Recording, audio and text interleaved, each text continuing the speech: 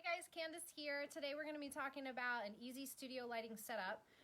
So I'm coming to you live from my phone today, and I'm going to find this live on my Facebook page on my computer so I can share it into my mentoring group, because there are a lot of people that were planning on watching this. So I'm just trying to figure out how to do it really quick. Oh, here we go. Awesome. All right, I'm going to share it into my group, and then I'm going to show you guys, I'm going to show you exactly how I set up studio lighting. All right, let's find this really quick. Here we go. Whoops. I'm gonna share this with my mentoring group. If you're not a part of the mentoring group, you can always pop in there. It's a great place to ask questions about business, weddings, and photography. And I'm gonna share this. Sorry guys, I know every time I hop here on the page, you guys have to like wait on me, but there's no like easy way to do this. I wish Facebook would make it a little bit easier. Easy studio lighting setup. I'm going to type this in so everybody knows what I'm talking about in the group. And then we're going to get started, and I'm going to have a special model for you guys today. All right, here we go. All right, boom. All right, so I'm going to walk you over to my studio space, and I'm going to show you a quick and easy studio setup, and my daughter's going to model for me today. So you guys can see exactly how I would photograph in natural light, and then also how I would set up studio lighting if this was maybe a darker space or if I needed more lighting. So I'm gonna turn this around and I'm gonna introduce you to my daughter, Adeline. And if you guys have questions, you can comment while I'm going through this live. I'm happy to answer any questions that you have. So all right, I'm gonna flip this around. All right, this is my guest space. This is Adeline. And she's my little mini-me, and she's gonna be my model. I'm gonna like wipe off my camera on my phone really quick, guys, because it looks a little hazy. Hold on a second. Let's see here. All right, that's a little bit better. What I'm gonna show you is here in this room how I was set up studio lighting. Adeline, we can still see you, okay? So just FYI. Okay, so here in this room I have just a bed setup. We use this for, you know, family sessions, boudoir sessions, and also on the windows here I have shears on these windows just to block out any harsh sun that would be coming through. Here at the top, this isn't really typical of most spaces to have these windows at the top of the room. It's just like something kind of interesting in here.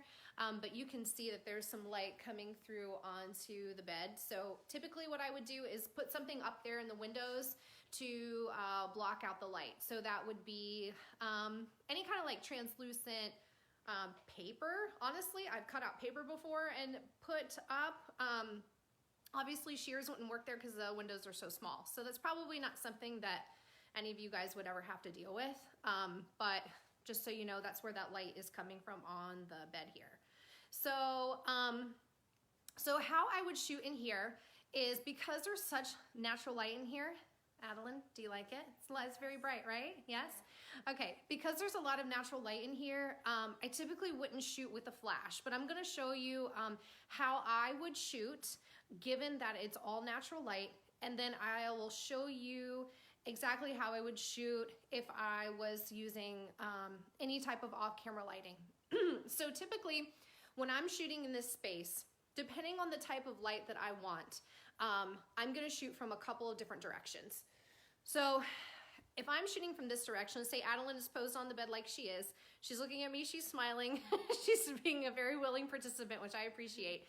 To get more dramatic lighting, I'm gonna shoot from this angle. So I'm gonna be at this angle from the window is how I would shoot, and then I would get just a little bit of light coming to the camera left here on her face, and it's gonna be a little bit more of a darker image. One of the advantages that we have with shooting in this room is that all the walls are white, so every single wall in this room is gonna work as a natural reflector. So even if I've got more light coming over here on this, here you can see my hand, on this side of her face here, I'm still getting brightness from this finger, this side of the room, because it's all white. Everything is white and it's reflecting.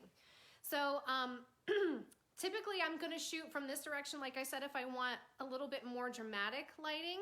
And if I'm gonna get more of like a beauty lighting, I'm gonna come around this way. Adeline, go ahead and look at me for me.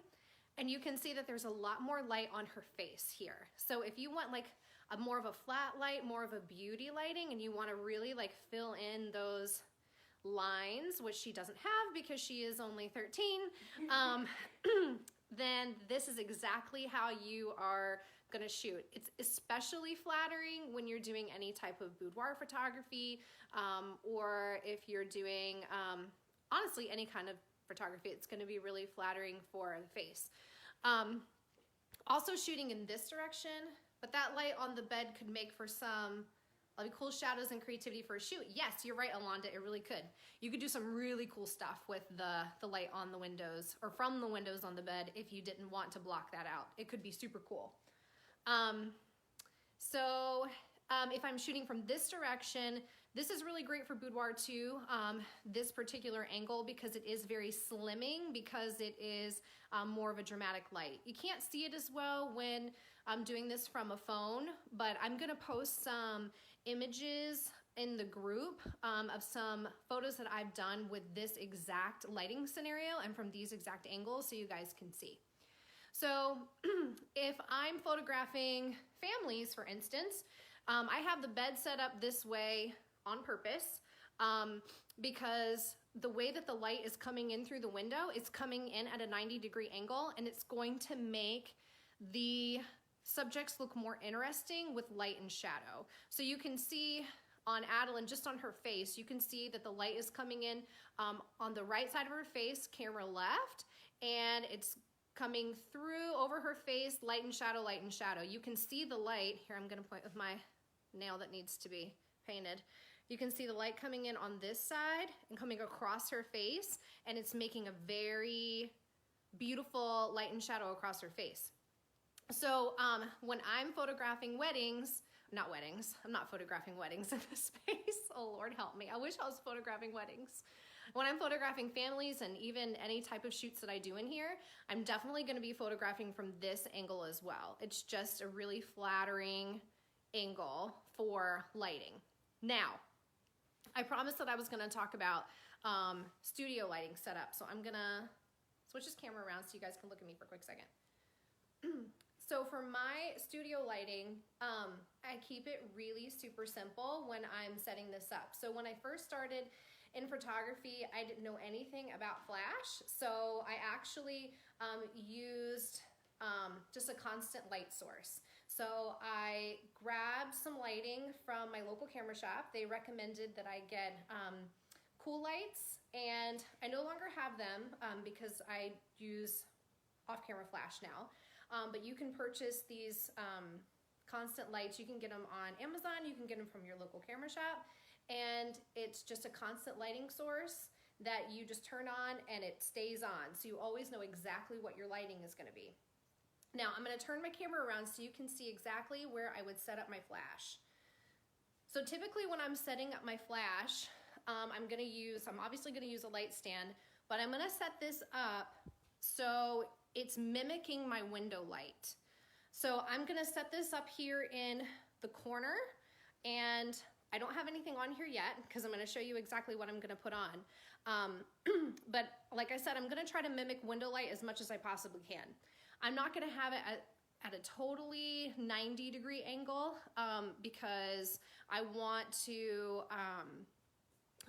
have more of that beautiful light at a 45-degree angle on her face, kind of like this window. If I were to set my flash up at a total 90-degree angle, it's gonna go straight here and it's gonna be a little too harsh. So I'm gonna set it up at a 45-degree angle just in the corner of the room. And what I set up now is just a plain old speed light. So here's my Canon speed light. And there's a couple different options that you have when it comes to modifiers for these lights. And I've talked about this a lot actually in other Facebook Lives I've done. So what I prefer is using the MagMod. So this guy is just a dome. This has actually replaced my umbrellas, but I have an umbrella I'm gonna show you. It's got this magnet that goes over the top of the flash. You just pull it on and it has a magnet. Inside of it's a really strong magnet. I'm doing this all with one hand. Thank you, Adeline. So this is what it looks like without the dome on, and then with the dome on, yep, just plops right on there. So I use this in lieu of an umbrella now. So this is the light modifier that you would want to use, or some type of umbrella.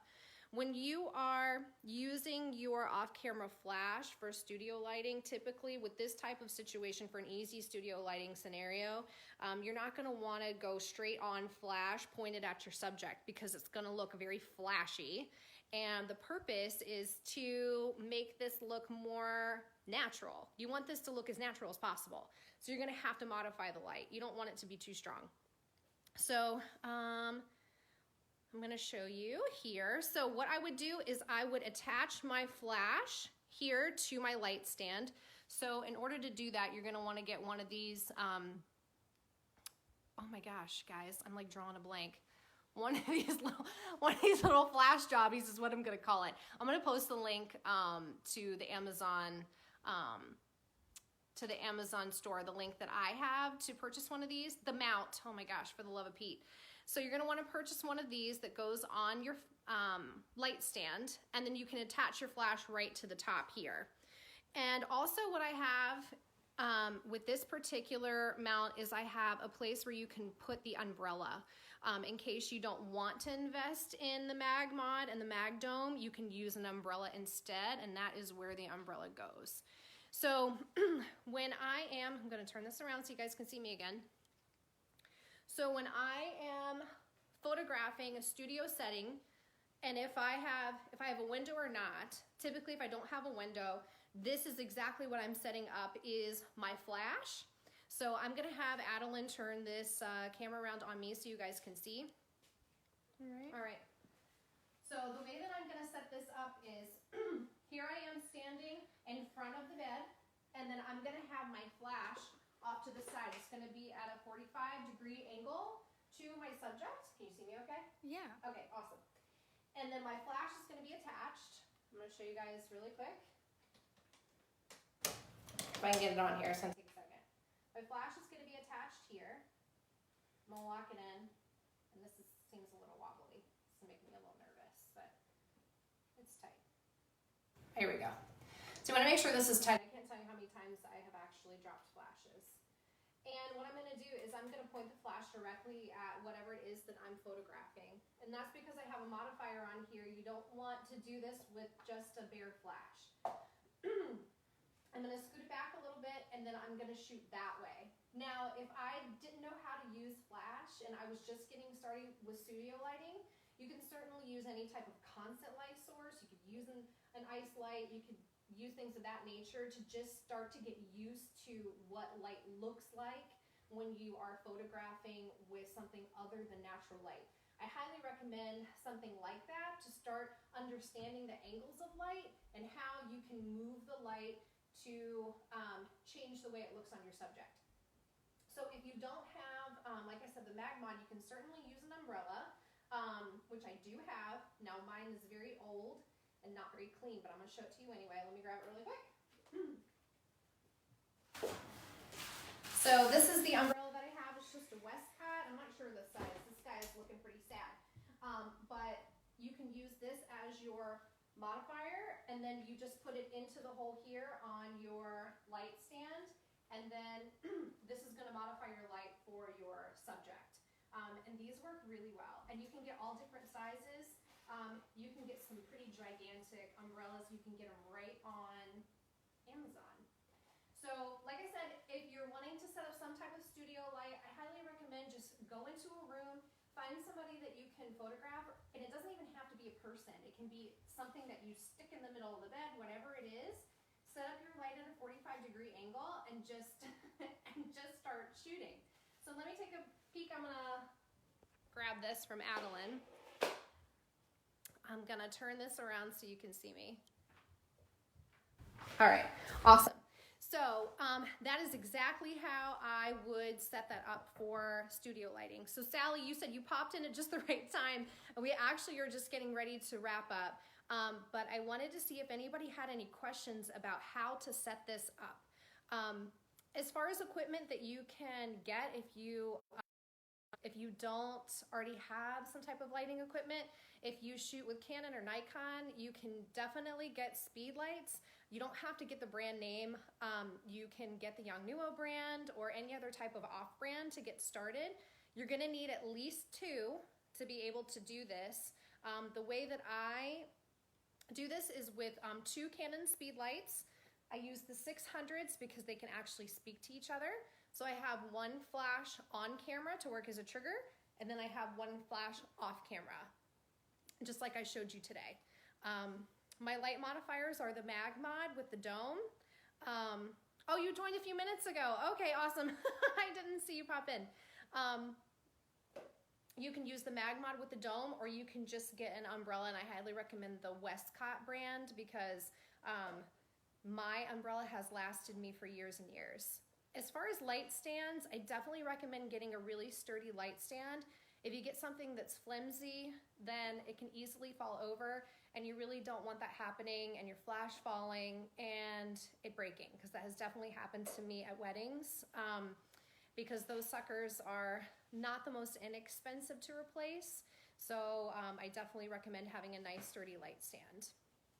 And then the last thing, like I said, if you're just getting started with off-camera flash, you're not comfortable with it yet, you've never used any type of off-camera lighting before, then certainly grab any type of constant light source, an ice light or cool lights you can get that have the removable bulbs. Anyway, I hope this answered any questions that you might have about getting started with studio lighting. It's a really super simple setup.